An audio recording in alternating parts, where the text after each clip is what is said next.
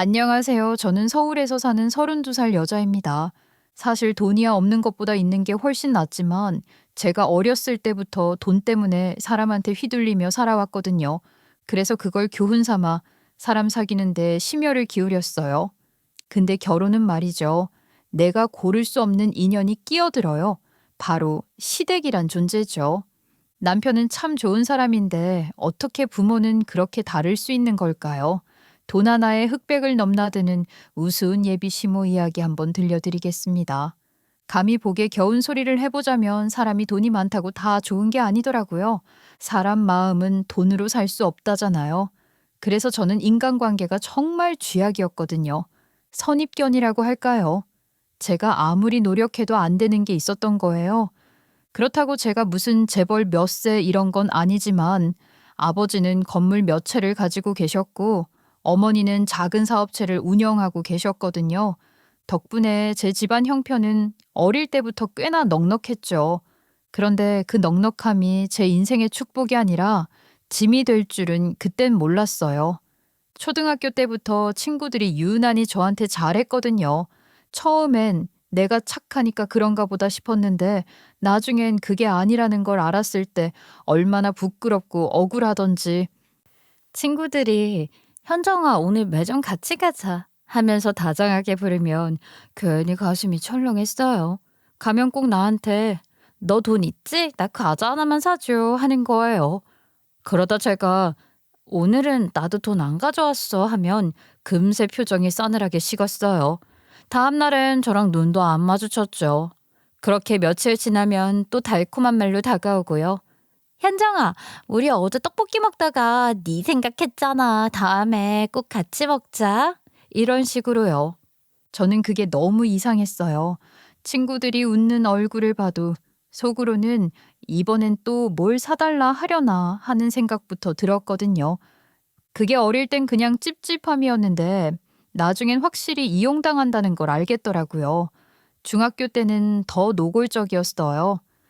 수학여행 준비하면서 현정아, 우리 같은 조니까 단체 간식 네가 사? 라던 애도 있었고 너는 부자잖아 하며 당연하다는 듯 말하는 애들도 있었어요. 제가 그건 좀 하니까 그제야 인상을 팍 쓰더라고요. 그날 이후로 현정이 짠순이다 라는 말이 돌기 시작했어요. 현정이 돈 많다면서 인색해. 돈으로 사람 꼬시더니 이제는 딴 사람 다 됐어. 그 말을 듣는데 머리 위로 찬물이 양동이째 끼얹어진 것 같지 뭐예요. 그날 밤엔 속이 부글부글 끓어서 잠을 얼마나 설쳤는지 몰라요. 그리고 그 이후로 사람을 믿지 않기로 했어요. 누가 먼저 다가오면 마음부터 닫았어요. 밥 사달라 하면 요즘 용돈 줄었다고 하고 부탁하면 요즘 좀 힘들다고 하며 거절했죠. 그 말 듣고 또 뒤에서 절 얼마나 씹었을지는 모르겠지만 대신 그때 결심했어요. 부자 티내면 안 된다고요. 왜냐면 제가 아무리 용돈 떨어졌다고 티내도 저랑 친하게 지내면 언젠가 떨어질 콩고물을 기대하고 다가오는 애들이 있었거든요. 그리고 이 굴레를 끊어내기 위해선 아무도 나를 모르는 곳을 가야겠다고 생각했고요. 그 기회는 대학교라고 생각했습니다. 대학교에 가면서 저는 진짜 작정했어요. 명품 가방은 옷장 안쪽으로 밀어넣었고 옷은 인터넷 쇼핑몰 세일할 때만 샀어요. 학교도 대중교통 타고 다니고요. 친구들이랑 밥 먹을 때는 꼭 각자 계산하자 하고 다른 친구가 먼저 계산하려 하면 아니야, 나중에 줄게. 평범하게 영수증부터 챙겼어요. 부모님은 그게 이해가 안 되셨겠죠. 현정아, 왜 요즘에 엄마가 사다 준 거 안 입어? 마음에 안 드니? 화장도 잘 안 하고. 아니야, 다 너무 예뻐요. 엄마 아빠랑 나들이 갈 때 입지 뭐. 그냥 이 옷이 학교 갈 땐 편해서 그래요. 꾸미는 거 귀찮아요. 필요한 거 있으면 카드 써. 편한 옷도 급이 있는데 인터넷으로 아무거나 사지 말고. 에이, 뭔 급이에요. 어차피 학교 갈 때 대충 입는 거니까 괜찮아요. 그렇게 말하면서 진짜로 집에서 받은 카드를 돌려드렸어요. 부모님은 어이없다는 표정이었지만 저는 이미 마음을 굳혔거든요. 그때부터 평범하게 보이는 게 진짜 안전하다는 신념이 생겼어요. 그렇게 살다 보니 학교에선 제가 그냥 조용한 평범한 애로 통했어요. 생각보다 명품이 없어도 친구들이 절 좋아했죠. 현정아, 넌 진짜 털털하다. 너 같은 친구 드물다. 이런 말들을 들으면 그게 그렇게 기분 좋을 수가 없었어요. 제 돈 때문에 친구들이 나한테 억지로 맞춰주지 않는구나. 나라는 사람 자체로도 좋아해주는 사람이 있구나. 안심도 됐고요. 근데 부모님 눈엔 그게 답답했겠죠. 현정아, 세상은 결국 자기 위치에 맞게 살아야 해. 결국엔 그게 친구들 속이는 거라는 걸 왜 모르니? 아빠, 전 그냥 지금이 좋아요. 착한 거짓말이라는 것도 있잖아요. 제가 처음부터 솔직했으면 지금 친구들이랑 이만큼 친해졌을지도 모르는데. 그렇게 대답하면 아빠는 한숨만 쉬셨어요. 어머니도 그래도 여자애가 좀 꾸며야지 하시면서 잔소리하셨지만 전 끝까지 제 스타일을 고집했어요. 이상하죠? 그렇게 살다 보니 정말 제가 평범한 사람이라고 착각하기 시작했어요. 사실은 건물주 딸인데도 분식집에서 3,000원짜리 라볶이 먹으면서 친구들이랑 웃고 있으면 그게 제 진짜 모습 같았어요. 그렇게 제 청춘은 조용하게 흘러갔어요. 그러다 보니 저도 진짜 마음 터놓는 절친들도 생겼고요. 그 친구들에게는 자연스럽게 제가 부잣집 딸내미인 걸 들키긴 했는데요. 역시 이미 마음을 터놓아서 그런가 그 친구들은 태도가 변하지 않더라고요. 그래서 저는 제가 선택했던 이 방식이 틀리지 않았다는 걸 확신할 수 있었답니다. 친구도 겨우 사귄 제가 제대로 된 연애를 해보기나 했겠어요? 그러니 제가 예비 신랑을 만난 것도 정말 기적이라고 할 수 있는데요. 그땐 딱히 누굴 만날 마음도 없던 시기였거든요. 그런데 그냥 친구 추천으로 적당히 만나보기로 한 사람이랑 결혼까지 약속하게 될 줄은 몰랐죠. 야, 우리 남편 지인 중에 진짜 괜찮은 사람이 있다? 의사긴 한데 허세 1도 없어. 사람 되게 순하고 수더분해. 의사? 됐어. 나 그런 사람은 피곤해. 괜히 만나면 돈 얘기부터 나올 거 아니야? 아니라니까. 내가 너 성격 몰라서 그래? 그런데도 그분이 진짜 착해서 너 꼭 소개시켜주고 싶어서 그렇다니까. 그냥 한번 밥만 먹어봐. 그렇게 얼떨결에 소개팅 자리에 나갔던 거예요. 근데 그날 첫인상부터 이상하게 편했어요. 머리끝부터 발끝까지 명품으로 도배된 사람일 줄 알았는데 그게 제 선입견이었더라고요. 선입견 때문에 저 스스로 그렇게 힘들어 해놓고선 제가 다른 사람을 선입견 가지고 봤던 거예요. 그걸 깨닫고 나니까 그 사람이 더 호감인 거 있죠? 저는 한상현이라고 합니다. 병원에서 근무하고 있긴 한데 뭐 그냥 월급쟁이죠. 대단한 거 없어요. 의사시라면서요. 병원 다니는 게 월급쟁이라니 너무 겸손하시다. 진짜예요. 의사도 결국 직장인이죠 뭐. 윗사람이 시키는 대로 움직여야 하니까 회사원이나 다를 거 없어요. 그 말이 괜히 좋더라고요. 자기 직업을 자랑하지도 않고 허세도 없고 사람 냄새가 났어요. 그렇게 한 번, 두 번 만나면서 자연스럽게 정이 쌓였고 저희는 연애를 하게 됐답니다. 저는 일부러 제 집안 이야기는 빼뒀어요. 처음엔 그냥 가볍게 만나기 시작한 거였으니까요. 그래서 상윤 오빠는 제가 평범한 직장 다니는 사람으로 알고 있었어요. 화장품 회사 다닌다고 하니까 그럼 피부 진짜 좋겠다며 웃었죠. 하지만 상윤 오빠는 제게 일관되게 솔직한 모습을 보여줬는데요. 그래서 저도 언젠간 솔직하게 말해야지 하면서도 타이밍을 못 잡고 고민을 하게 됐습니다. 왜냐면 오빠는 정말로 개천에서 용난 케이스였거든요. 지방에서 작은 음식점을 하는 부모님 밑에서 자랐다고 하는데 성공하겠다는 의지만으로 열심히 공부해 의사가 된 사람이었더라고요. 부모님이 바쁘셔서 어릴 땐 거의 혼자 컸다라고 말하는 예비 신랑의 표정이 참 씁쓸해 보였는데 그래서 그런가 본인이 의사라는 것에 높은 프라이드를 가진 사람은 아니더라고요. 잘난 척하지 않고 그저 월급쟁이 직장인일 뿐이라며 웃으며 말하는 수더분한 사람. 그래서 저는 더 끌린 것 같아요. 이런 사람이라면 결혼해도 괜찮겠다는 생각을 하게 됐거든요. 겉으로 멀쩡한 척하면서 속으로 계산기 두드리는 사람들만 보다가 이렇게 담백하게 사는 사람을 만나니 너무 붙잡고 싶더라고요. 그래서 저희는 결혼 준비를 해보려고 본격적으로 서로의 부모님들을 찾아뵙게 되었답니다. 그런데 문제는 항상 평온할 때 찾아오더라고요. 처음 오빠의 부모님께 인사드리러 갔을 때였어요. 아이고, 우리 상윤이 애인이라는 사람이구먼. 요즘 애들은 왜 이렇게 말라서 다니는지 몰라. 밥은 좀 먹고 다녀야지. 처음 뵙겠습니다, 어머님. 이현정이라고 합니다. 제가 그래도 운동은 열심히 하고 있어서 보기와는 다르게 튼튼해요. 그래, 그래. 그래도 여자는 적당히 살집이 있고 그래야 예쁜 건데. 아무튼 현정 씨는 지금 어디서 일하남? 화장품 회사 다니다가 지금은 잠깐 쉬고 있어요. 쉬고 있다고? 결혼 앞두고 놀면 좀 그렇지 않나? 의사 남편한테 치즈볼 생각하는 거는 아니지? 그 말을 들으면서도 저는 그냥 웃었어요. 괜히 분위기 깨고 싶지 않았거든요. 다른 일을 준비하고 있다면 넘겼죠. 근데 어머님의 눈빛이 딱 그랬어요. 의사 아내가 될 만한 여자인가 보자. 그 뒤로도 계속 아들 자랑이 이어졌어요. 우리 상윤이는 어릴 때부터 남달랐지. 내가 뒷바라지 안 했으면 이 자리까지 못 왔을 거야. 부모 복이 큰 애야. 정말 대단하세요. 얼마나 힘드셨을까요? 그럼 내가 얼마나 고생했는데. 그때는 진짜 잠도 못 잤다니까. 우리 아들이 이렇게 된 게 다 내 덕이야. 저는 예의 있게 적당히 맞장구는 쳤지만 마음 한구석이 그리 편하진 못하더라고요. 오빠가 전에 그랬잖아요. 어릴 땐 혼자 컸다고 봐야지. 라고요. 오히려 어렸을 때 한동안 아버지가 배를 타며 지방으로 나가 계셨던 시절이 있었는데 그때 어머니의 돌봄은 거의 방치에 가까웠다고 했거든요. 그때 엄마는 시간 나면 친구들이랑 놀러 다니기 바빴어. 집에 오면 나 혼자 라면 끓여 먹고 아버지가 주말에 들어오면 그제야 같이 밥 먹는 정도였지. 근데 더 놀라운 건 의사가 된 순간부터 완전히 달라지셨다는 거예요.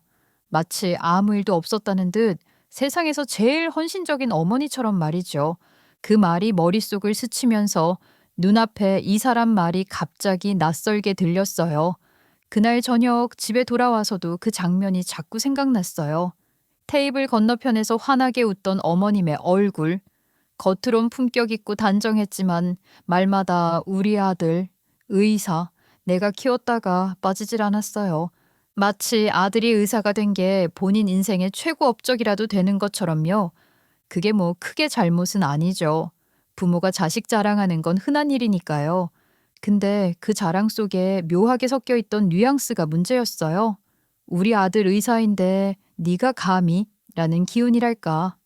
사실 제가 회사를 그만둔 이유는 그동안 모은 돈에 부모님이 조금 보태주셔서 화장품 런칭 준비를 시작했기 때문이었거든요. 하지만 예비 시어머니는 그걸 모르시니까 그런 제 모습이 시어머니 눈엔 어떻게 보였겠어요. 그분 기준엔 직장 없는 여자, 그 이상도 이하도 아니었을 거예요. 하지만 크게 반대하신 건 아니니까 저는 좀 안정된 뒤에 빨리 말씀을 드려야겠다. 뭐 그 정도로만 생각을 하고 있었죠. 그런데 결혼식 준비라는 게 참 이게 사람 일인가 싶을 정도로 신경 쓸 게 많더라고요. 그래서 중요하지 않은 건 차차 하고 일단 결혼 준비에 집중하기로 했어요. 예단, 예물, 식장, 드레스, 양가 인사까지 하나같이 서로의 기준이 다르다 보니 그걸 맞추는 게 참 어렵더라고요. 저는 그 중에서도 가장 신경 쓰이는 부분이 있었어요. 바로 예비 시어머니의 체면입니다. 그분은 유독 남들이 어떻게 보느냐를 중요하게 생각하셨거든요. 밖에 나가면 꼭 의사 아들 둔 사모님인 척을 하셨어요. 동네 마트에 장 보러 나가도 진주 귀걸이에 구두는 기본, 가방은 늘 큼직한 명품 토트백이었지요. 한 번은 어머님 지인분이랑 마주쳤는데 그 자리에서 이러시는 거예요. 아이고, 우리 상윤이가 이번에 또 상 받았잖아. 병원에서도 인정받는다니까. 저는 속으로 생각했어요. 저 상은 그냥 근속 3년 기념패일 텐데, 근데 그런 게 중요한 게 아니라 그분에게는 의사 아들 엄마라는 타이틀이 전부였던 거죠. 그분은 예비 신랑이 가끔 용돈을 보내드리면 그걸 모아뒀다가 카드 할부까지 끌어다가 명품을 사셨대요. 그리고 주변에선 늘 이렇게 말씀하신다더라고요. 우리 상윤이가 사줬다. 아들 요심 대단하지? 근데 예비 신랑은 그 얘기를 듣고도 웃으면서 이러더라고요. 그냥 엄마가 기분 좋으면 됐지 뭐. 저는 그 말이 참 순진하게 들렸어요. 기분 좋으라고 치부해도 결국 누군가는 그 허세의 값을 치르게 되잖아요. 그런데 그 일이 터진 게 바로 내년 상반기 결혼식을 앞두고 결혼식에서 예비 시아버지께서 입으실 혼주복을 맞추러 백화점에 갔을 때였어요. 예비 시아버지가 양복 입는 직업이 아니셨다 보니 마땅한 옷이 없으신 참에 함께 장만하러 가기로 했거든요. 그날은 날씨도 좋았고 기분도 나름 괜찮았어요. 오늘은 무탈하겠지 싶었는데 그게 또 착각이었죠. 혼주복은 말이야. 아무 브랜드나 안 돼. 우리 상윤이 결혼인데 명품으로 해야지. 명색이 의사들 결혼이잖아. 아이고 여보. 앞으로 정장 입을 일도 별로 없는데 뭐하러 비싼 거 해? 맞아요. 아버지 평소엔 정장 잘 안 입으시잖아요. 그냥 깔끔한 걸로 해요. 그게 말처럼 쉽나? 다른 사람들은 다 알아. 혼주복이 어디 브랜드인지 원단이 뭔지 그런 거 다 본다니까. 저는 그때까지 최대한 조용히 있었어요. 제 쪽에서 결제하기로 한 거지만 무엇을 입을진 예비 시아버지께서 결정할 일이니까요.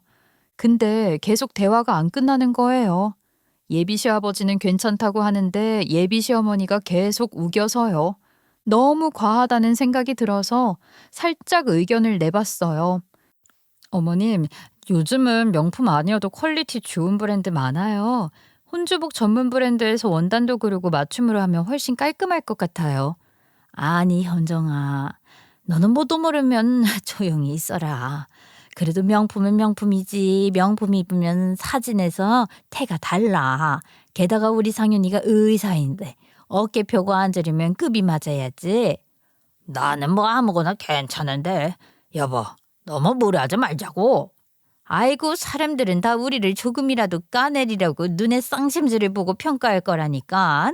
이왕이면 체면 차려야지. 내가 말했지? 명품 아니면 나 혼주석에 안 앉을 거야. 그때 잠깐 백화점 안의 공기가 싸늘해졌어요. 직원분도 어색하게 서 있었죠. 그때 저는 알았어요. 이건 설득의 문제가 아니라 자존심의 문제라는 걸요. 명품이 아니면 혼주석에 앉지 않겠다는 말이 협박이지 뭐예요. 그 지경까지 가니까 예비 시아버지랑 예비 신랑이 계속 제 눈치를 보시더라고요. 네, 아버님. 그럼 그냥 명품으로 입으셔요. 어쩌다 한번 입으시는 건데 브랜드에 있으면 더 기분 좋으실 거예요. 그 한마디로 싸움은 끝났지만 속으로는 뭔가 씁쓸했어요. 결국 예비 시아버지 혼주복은 그분 말대로 명품 수트로 맞추게 됐어요. 가격이야 상관없었죠.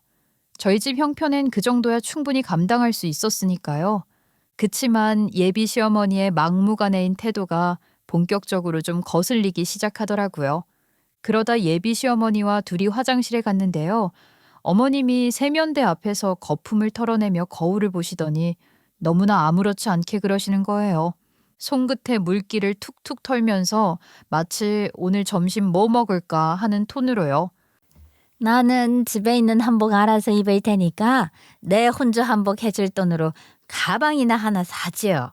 제가 순간적으로 말을 이해 못하고 되물었거든요.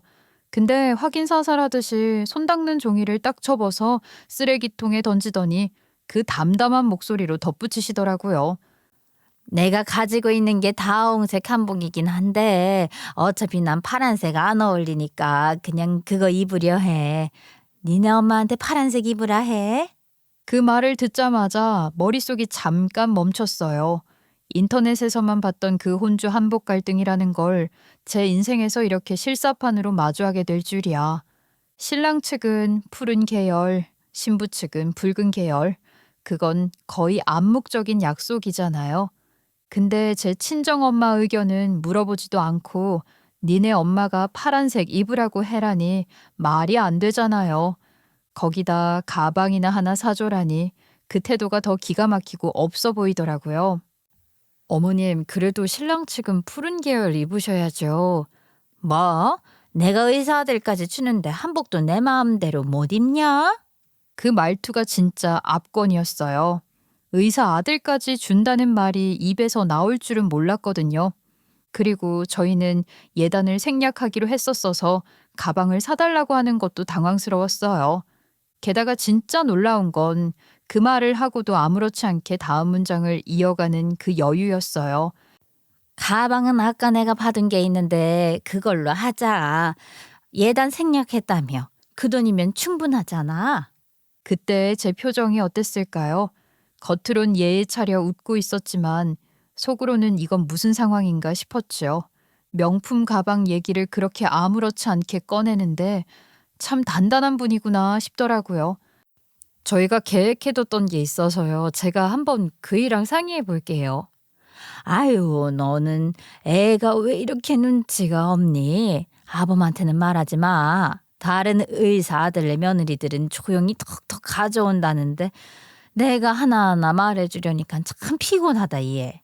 그 한마디가 참 강렬했어요. 그 말 속엔 넌 왜 남들처럼 못하니라는 뜻이 너무 또렷했거든요.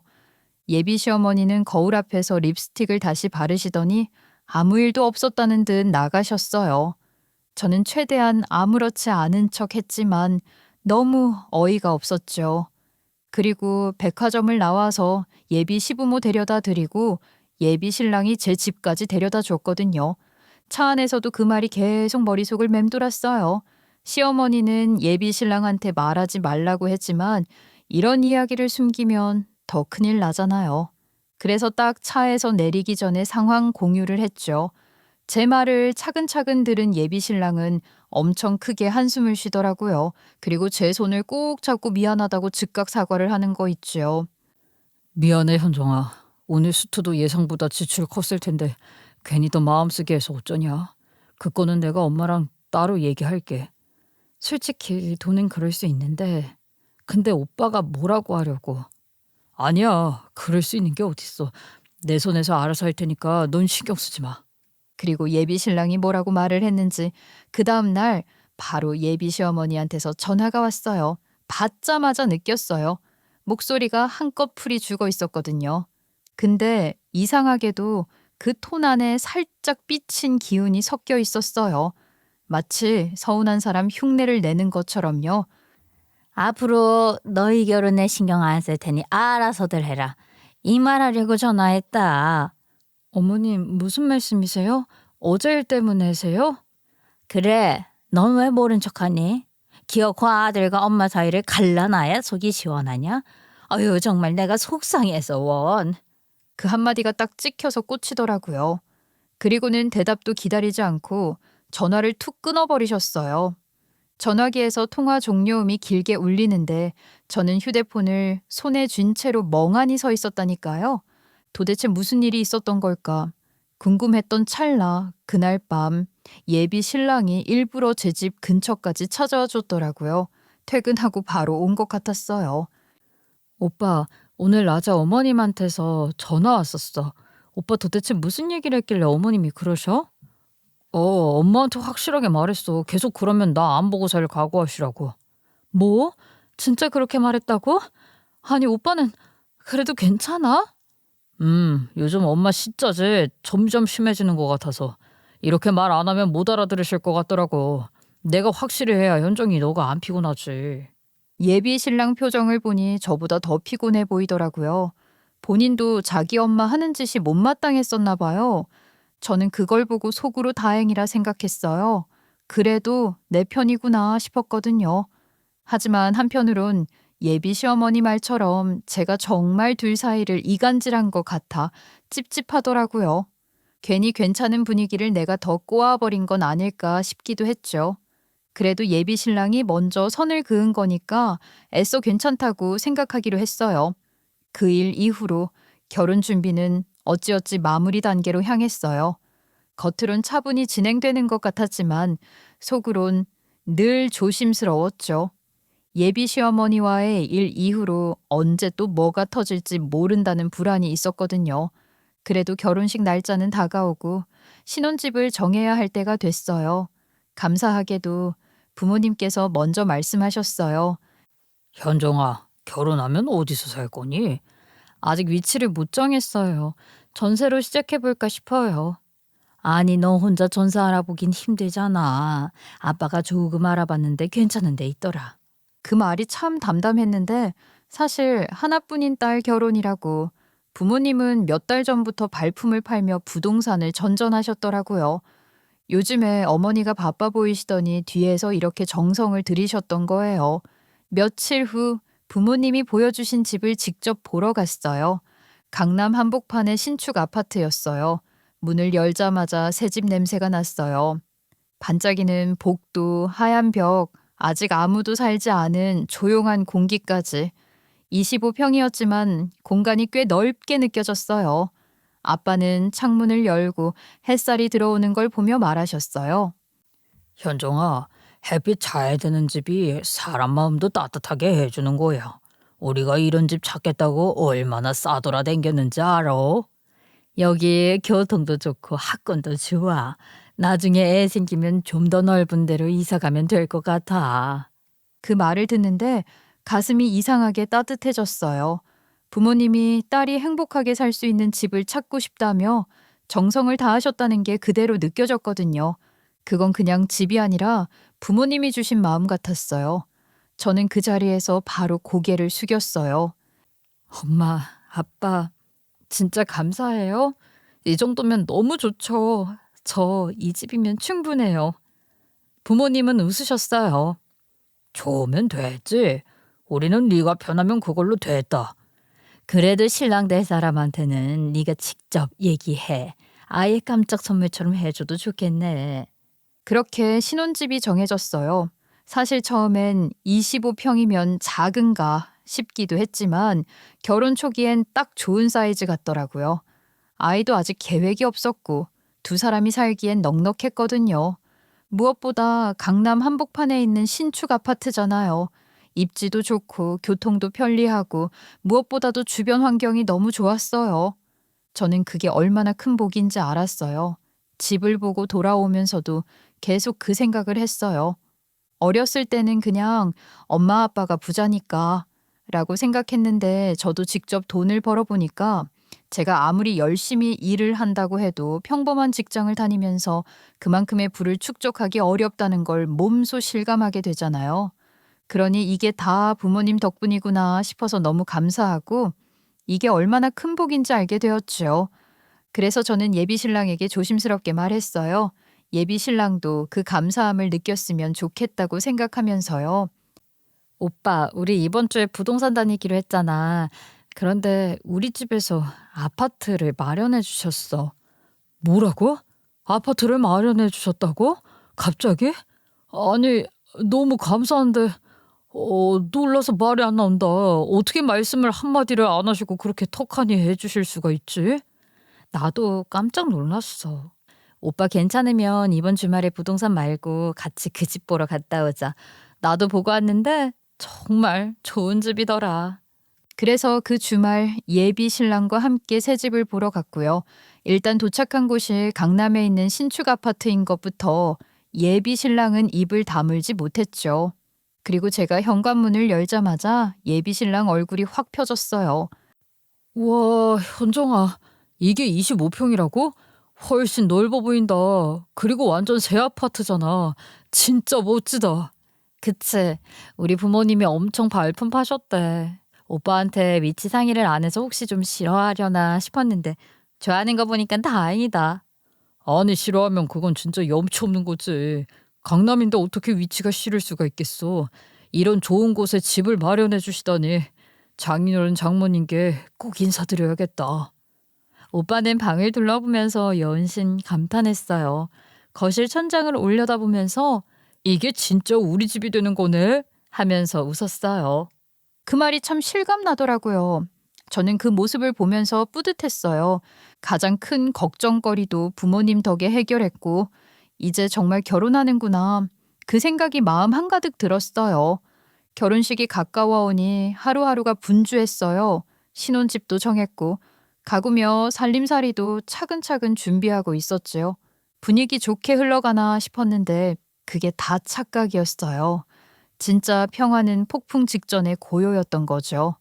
그날 오후 갑자기 예비 시어머니한테 전화가 왔어요. 화면에 이름이 뜨는 순간부터 느낌이 싸했어요. 전화를 받자마자 들려온 건 거의 고함이었죠. 우리 귀한 아들 보고 25평에서 살라고? 우리는 이딴 대접받고 못 산다.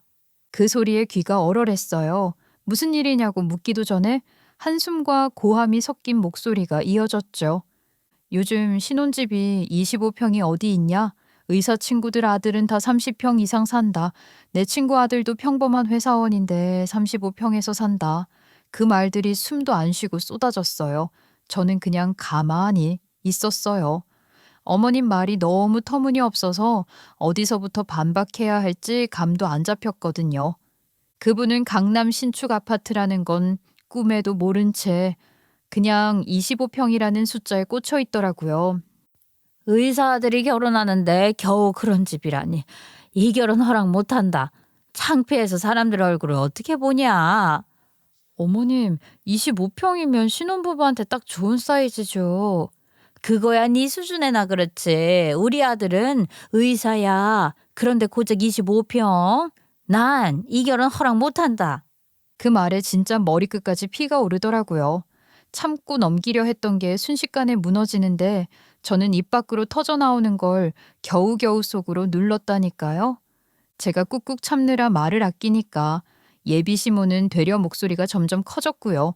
전화 바깥 상황을 보니 주변 사람들한테 본인 아들이 무시당했다는 식으로 말하는 게 들리더라고요.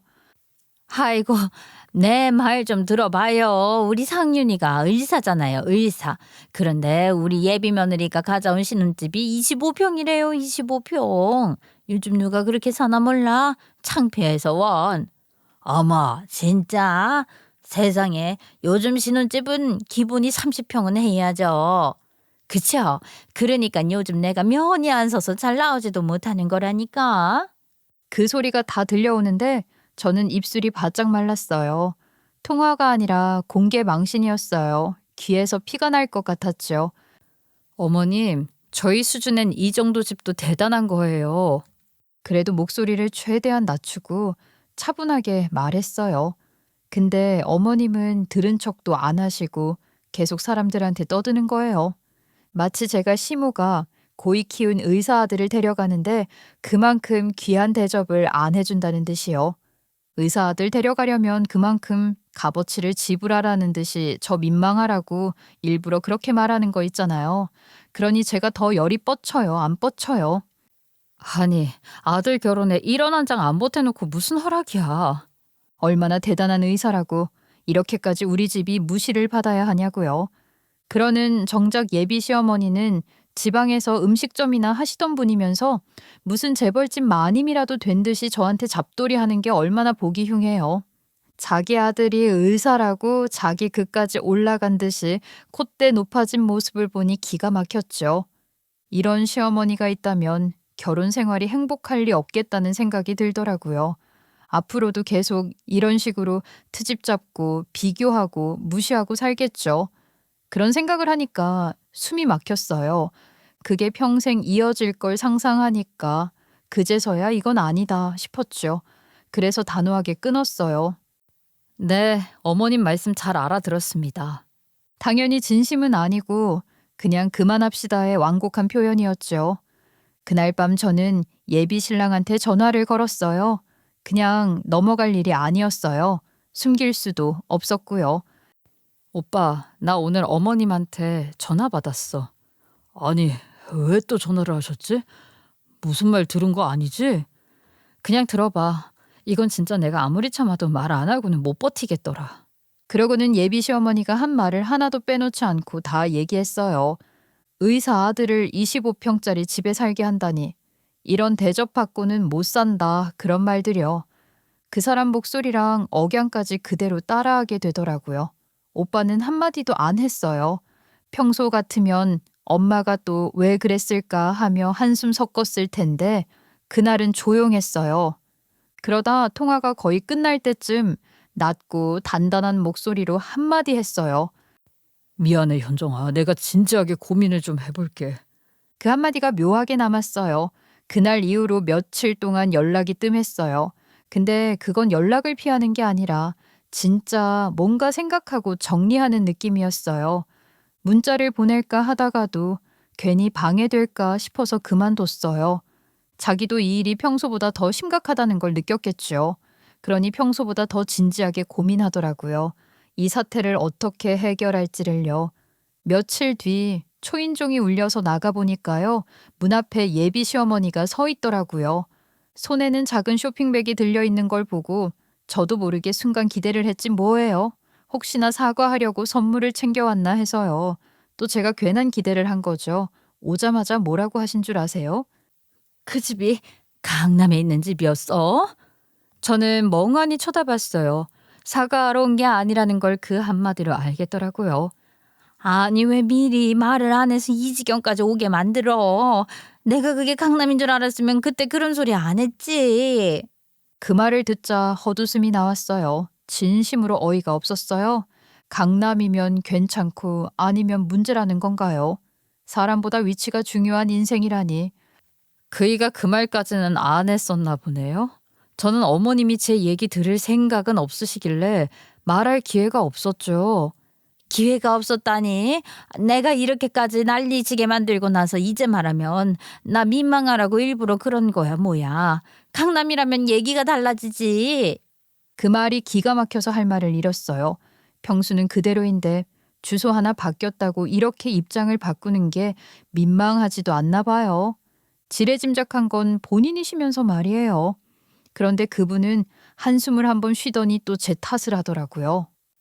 근데 아가 나도 좀 억울하잖아. 내가 왜 친구들한테까지 그런 말을 해서 네 수습을 어렵게 만들어.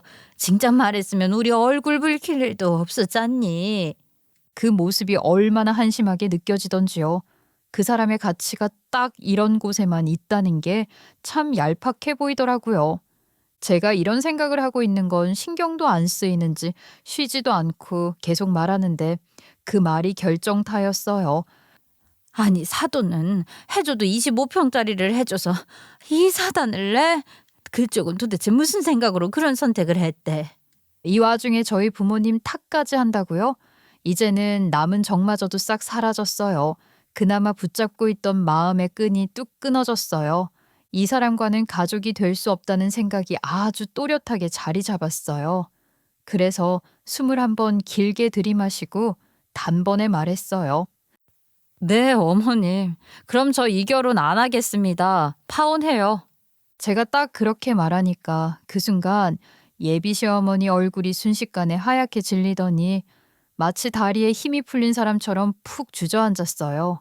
처음엔 말을 잃은 듯 입만 덜덜 떨다가 이내 두 눈을 크게 뜨고 제 얼굴을 보더니 손을 내저으며 말했어요. 아니야 현정아 그건 아니지. 그런 말이 아니라 내가 잘못했어. 사실 사과하러 온 건데 내가 좀 섭섭하다고 말하려다가 목소리가 떨렸어요. 방금 전까지 그 뻣뻣하던 말투는 온데간데 없었고 손가락 끝까지 덜덜 떨리더라고요. 그러더니 갑자기 바닥에 무릎을 짚더니 울음을 터뜨렸어요. 살려달라는 말까지 하면서 미안해, 진짜 미안해. 내가 괜히 흥분해서 그런 거야. 그러고 계속 변명을 하더라고요. 그게 진심인지 체면국인 게 두려워서 나온 눈물인지는 몰라도 그 모습이 정말 처절했어요. 그렇게 호통치고 잘난 척하던 사람이 180도 바뀐 모습으로 살려달라 비니까 그 대비가 얼마나 우스운지 모르겠더라고요. 솔직히 지금 예비 시어머니의 행동이 이랬다 저랬다 아주 엉망이잖아요. 왜 그랬는고 하니 뒤늦게 예비 신랑이 예비 시모한테 숨겨왔던 이야기를 다 밝혔기 때문이라고 하더라고요. 그 일의 시작은 결혼 준비를 하던 중이었어요. 상윤 오빠랑 저는 거의 매일 같이 바빴어요. 청첩장, 예식장, 신혼살림, 준비할 게 한두 가지가 아니었죠. 그런데 저한텐 또 하나의 프로젝트가 있었어요.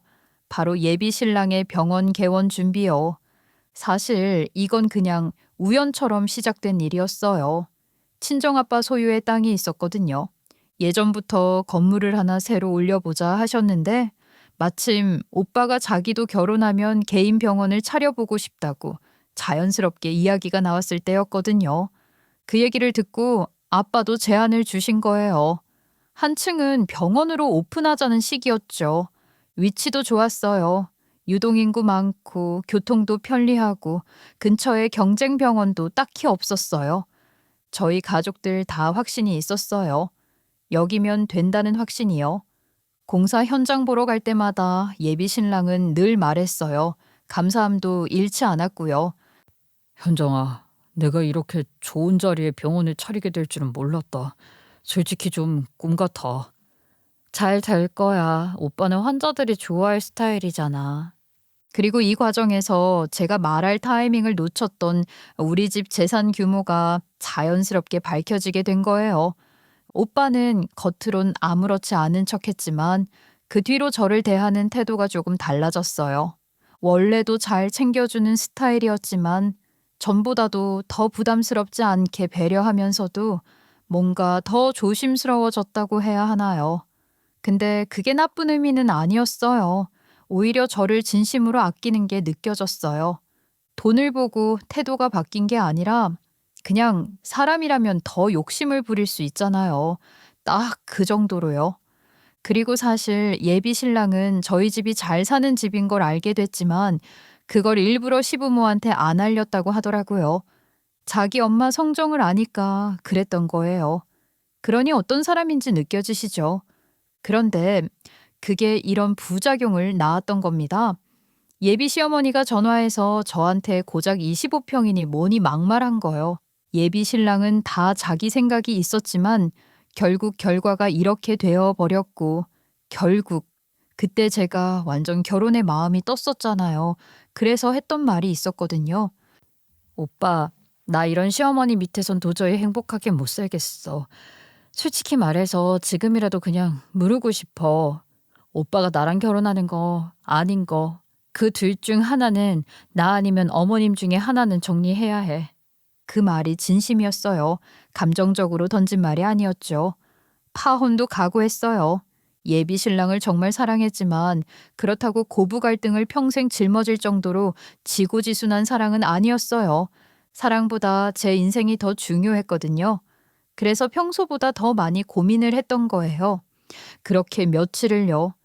그리고 나중에 들었는데 그 며칠 동안 예비 시어머니랑 몇 번이나 통화를 했다고 하더라고요. 결국 오빠는 결단을 내렸어요. 직접 어머니에게 지금까지 어떤 일이 있었고 무슨 상황인지 전화를 걸어서 말했대요. 엄마, 나 이제 현정이 없으면 안 될 것 같아. 계속 이런 식이면 나 진짜 부모님이랑 연 끊을 수도 있어. 엄마가 직접 사과하시고 현정이 용서받아야 돼요. 그게 싫으시면 그냥 앞으로 아들 없는 셈 치세요. 그 말을 했다고 했을 때 저는 믿기지 않았어요. 그 사람 입에서 그런 말이 나올 줄은 몰랐거든요. 제가 그런데 시모 입장은 어땠겠어요? 반신반의한 거죠. 예비 신랑도 그렇게 말하긴 했지만 천륜이라는 게 그렇게 쉽게 끊어지는 건 아니잖아요. 그래서 사과를 하라고 조건을 단 거였거든요. 그런데 문제는 예비 시어머니 자존심이었어요. 그분은 끝내 사과를 못 하시고 저희 집 앞에 찾아와서 이판사판 오히려 큰 소리를 친 거죠. 내가 사과까지 해야 하냐? 아무리 그래도 어른인데. 그러면 제가 알아서 고개라도 숙일 줄 알았나 보죠. 택도 없죠. 오히려 제 마음은 싸늘하게 식었습니다. 그날 저는 결국 말하고 말았어요. 더는 가만히 있을 이유가 없었거든요. 숨겨봤자 아무 소용도 없다는 걸 그제야 알았지요. 이미 이것도 들었을 수도 있지만요. 어머님, 저희 친정아빠 소유 땅에 새로 올린 건물 한 층이요. 그 자리에 그이가 병원 차리기로 했었거든요. 그런 상황인데 과연 당신 아들이 어떤 선택을 할지 궁금하지 않으세요? 그 순간 그 사람 눈이 동그래졌어요. 얼굴이 굳더니 말이 안 나오더라고요. 그래서 제가 한마디 더 보탰어요. 제가 참 많이 참았거든요. 근데요, 아무리 생각해도 이런 말은 해야 할 것 같아서 말씀드릴게요.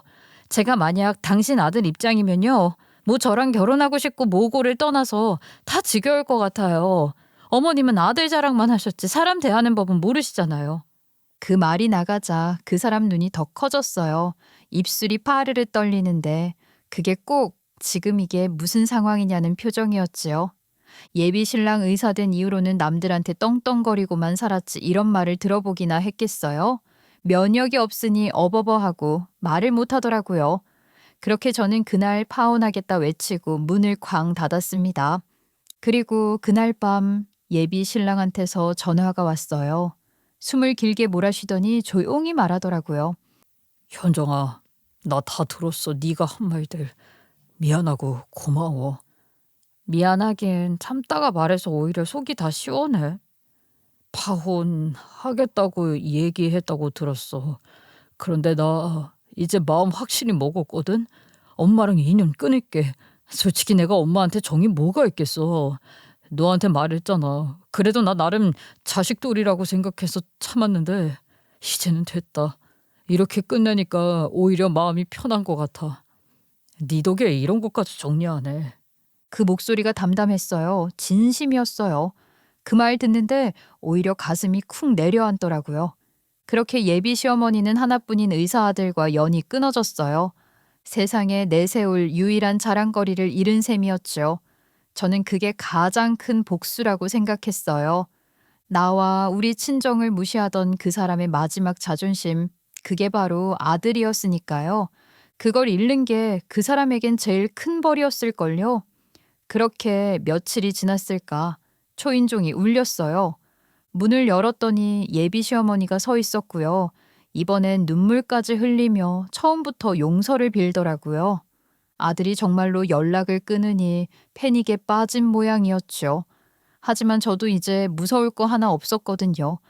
예비 신랑도 이미 마음 돌아선 지 오래인데 저랑 연 없는 사람이 울어봤자 그게 뭐 마음이 아프겠어요.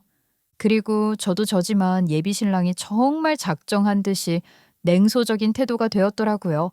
마음을 단단히 먹은 듯 했죠.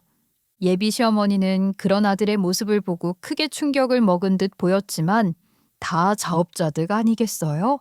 사실 이 관계가 언제까지 이렇게 이어질지는 모르겠어요.